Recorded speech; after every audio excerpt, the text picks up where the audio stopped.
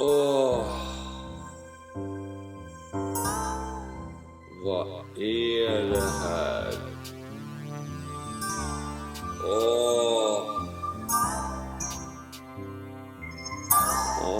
Solen skiner visst idag. Huvudet är tungt. Varför måste jag gå upp redan nu? Åh herregud. Nu är det dags. Jobba nu. Jobba nu. Jobba nu. Och måste ta mig i kragen igen. Idag igen. Jobba nu. Jobba nu. Hade varit perfekt att åka till Rålis idag. Ta med någon kompis dit. Jobba nu. Jobba nu. Åh herregud. Vad ska jag göra med mitt liv som det är nu? Jobba nu. Jobba nu. Ingen direkt löneförhöjning står och väntar på mig nu.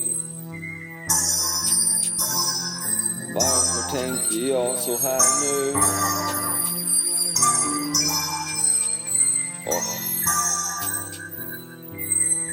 Jag vill bara ta det lugnt.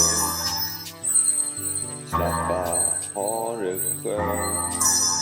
Var med kompisarna idag. Inte nu, inte nu. Jobba nu. Jobba nu. Hur ska det gå för mig? Måste jag revoltera mot samhället för att kunna ta det lite lugnt idag? Sitta och ta en bira på stan, det är mycket bättre idag. För jag vill inte jobba så jädra mycket just nu när solen skiner idag. Nej, det är hårt. Jobba nu. Jobba nu. Jobba nu. Nej. Jobba nu. Kämpa på i mitt liv och det ska slitas och släpas hela tiden. Nej. Jobba nu. Jobba nu.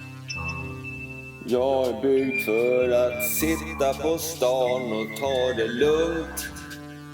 Ta det lugnt. Hela tiden ska det jobbas och slitas och jobbas igen. All right. Jobba nu. De andra sitter, tar det lugnt, varför inte jag? Jag vill inte jobba idag. Nej, inte idag.